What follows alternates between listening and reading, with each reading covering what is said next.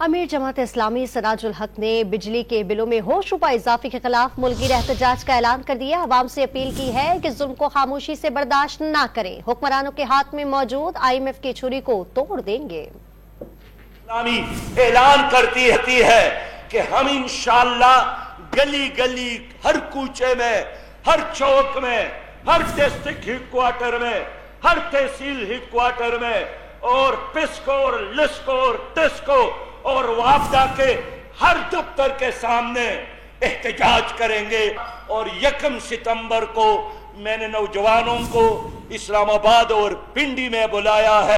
India نے چاند پر قدم رکھا اور آپ لوگوں نے ہمارے قوم کے گردن پر قدم رکھا ہے۔